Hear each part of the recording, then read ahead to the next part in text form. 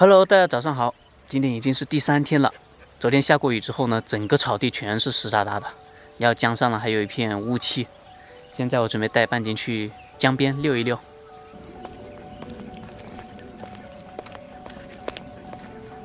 聪明了，走2步路要回头等一下我是吧？哇，江面上好平静啊，还有人在钓鱼啊，他们是钓了一晚上吗？还是挺冷清的，这里很适合来露营。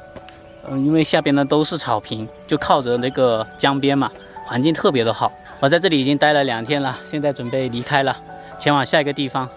挂到1档吧，1档爬。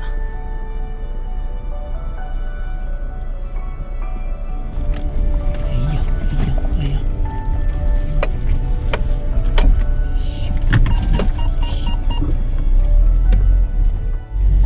这个路。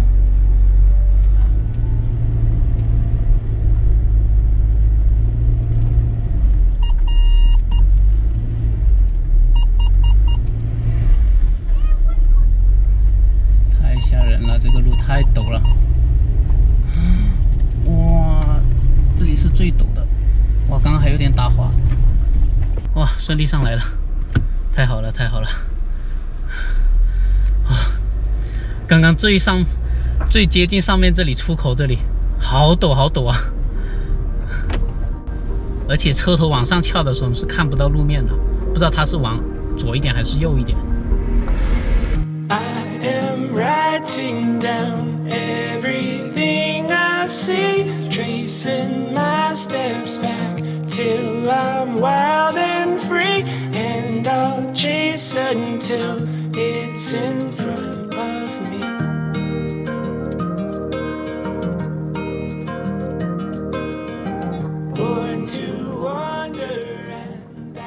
就在我开着车行驶在这蜿蜒的山路上的时候，意外发生了。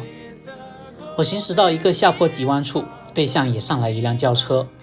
因为2辆车靠得有点近，我下意识地往右边打了方向，但方向似乎往右边打多了，没有及时回正，车子就这样子掉进了沟里。我在那一瞬间脑袋是空白的，整个人都懵了，心里咯噔一下，还没有完全回过神来，有点不太相信自己竟然遇到了这种事情。我刚刚不小心把车开到沟里面去了。从弯上下来的时候速度并没有很快，而且是挂的1档，然后有一辆车上来，拐弯拐大了，就掉到沟里面去了。最主要的是这条沟还挺深，你看我这个底盘从这个地方开始一直刮到下面去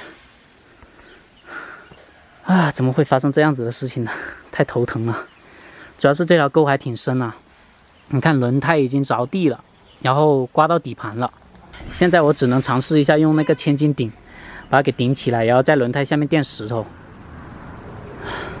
我真的太大意了，我没想到今天本来是高高兴兴的离开这个乌江源的，没想到在这么一个弯道上边，而且这个弯也没有说特别的急，把它给顶起来，用千斤顶顶起来，然后在轮胎下面垫一些石头把它给开出来试一试。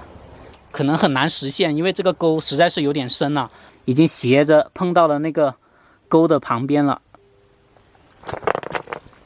看一下下边已经刮到了这个排气管了，然后蹭到了底盘，还有没有刮到油箱那些。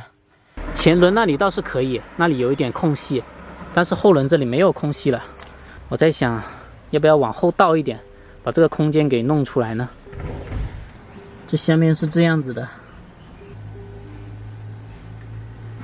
看一下这下面，哎呀，这里边把那个底盘给顶住了，刮得好厉害啊！那个底盘我都看到了。主要是这个沟有点深啊，那个轮胎大部分都下陷下去了，而且是2个轮胎同时下去。如果是一个轮胎掉下去的话，可能会好一点。所以说我要先倒一下车，把那个轮胎的位置给留出来，然后再用千斤顶顶起来，看看能不能成功吧。试一下，挂一下倒档，然后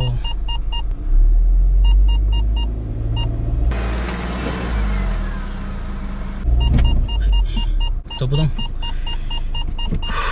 走不动。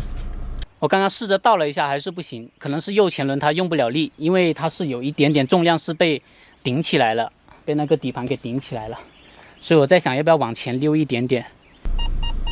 加点，刮得太厉害了，往前走不了，往后走不了，应该是底盘那里可能是卡到了那个石头缝里边。我又看了一下，这个坡是斜的，放千斤顶只能放到这个位置啊，这个位置轮胎前面这个位置，这里边也放不下千斤顶，没法把它给顶起来。虽然是很多车路过啊，但是我觉得即使是找一辆车给我拖也拖不出来的，因为它实在是卡得严严实实的那个底盘那里，而且呢这个沟又那么深，真的是没办法了。我刚刚在弯道上边放的这个三脚架，我发现已经被人压坏了。我刚刚就是把那个三脚架放在这里的，这里的话应该老远就看得到，结果还是被压烂了。哎呀，拿了一个这个干草代替那个三脚架，放在这个转弯这里，这里应该看得到了吧？那么长过来直线。应该看得到了。刚刚我那个三脚架可能太小个了，所以有的人看不见。现在我把它放在这个转弯角这里，距离上一次报保险好像也没有多久吧，也就1个月不到，实在是太心累了。不过还好人没事，人安全就是已经是最好了，车子受点损伤没什么。我觉得经过这次事件之后啊，以后每一个转弯我都要开得超级慢才行。毕竟天天在这个贵州那里走的全是山路，这样子的事情可以说迟早都会发生的。就是我的车开到那个山路旁边的那个沟了，右侧2个轮胎，对，需要救援，就是右侧2个轮胎掉到沟里面去了，开不起来。好的，那我这边给你安排脱困。正常的话，脱困的话，我们要求就是说，给你拖到旁边，你这个车必须要能开。如果你不确定的话，然后我们这边安排拖车服务也行。我这边救援已经给你安排成功了，稍短信呢发送你这个来电156的手机上了。刚刚又联系了平安车险，他们说呢，他们会派那个救援车过来。好的，我这边稍后用公众号加您微信，您发现场照片给我这边看一下。好的好的，我还是报了保险的事故，然后现在等他们过来。就我这样子的开车技术啊，还说让我开房车，别说开房车了，还是多开这个小车开多几年再说吧。实在是车技太烂了，我该好好反省一下。我看这个天感觉要下雨了，就是刮风，有点冷，所以我穿上了这个外套。现在已经我看看几点了，下午的2点44分，差不多3点钟。我刚刚打电话问了一下那个救援什么时候到啊，他说他们从黔西县出发到这里大概有1个多小时，所以说我就在这里等就好了。车上没有什么吃的了，现在肚子又比较饿，所以呢我就喝这个牛奶，吃苹果。因为我刚刚那个警示三脚架被车撞坏了，所以呢我要重新下单1个。现在带半斤下去走走，一直在这里等也不是办法。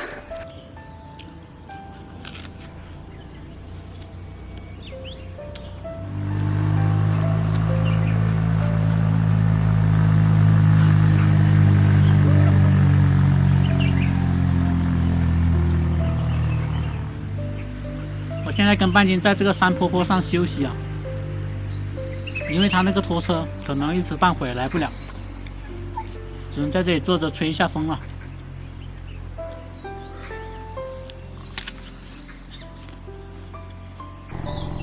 保险公司的工作人员来了，他来看看这个车辆的受困情况以及受损情况，然后再找那个拖车把这个车给弄出来。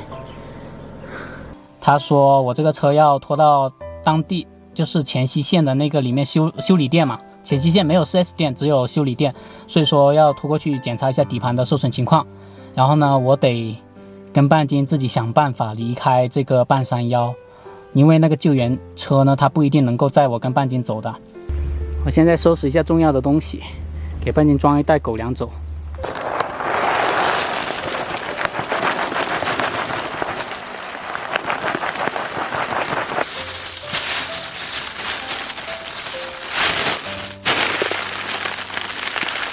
我已经把贵重的东西都收拾好了，就差半斤还在车上，待会拖车来了，就看看能不能跟半斤一起走，坐那个拖车走到那个县城里边，或者到乡镇里边，再坐车去找酒店。希望不要走路出去吧，因为走路下山的话真的太远了。是你们救援吗？不是，你打了救援铃吗？打了。哦，我以为你们是救援队的。你还能把它给开出来啊？这么厉害？它是底盘卡在这个石头缝这里了。前进把打铁贴起啊。啊、是的。我打了救援了，谢谢你啊。直接能开出来，这大哥这太厉害了吧！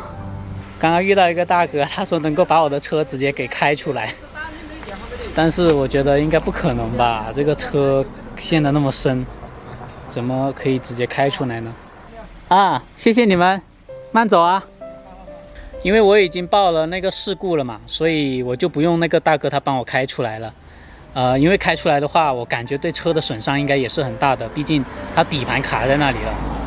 不过我很好奇的就是，车子这样子陷进去了，还能够开得出来吗？那个大哥说，我以为他是想拖出来，我说拖不了的，结果他说他能够开出来，毕竟底盘那里又卡住了，轮胎陷得那么深。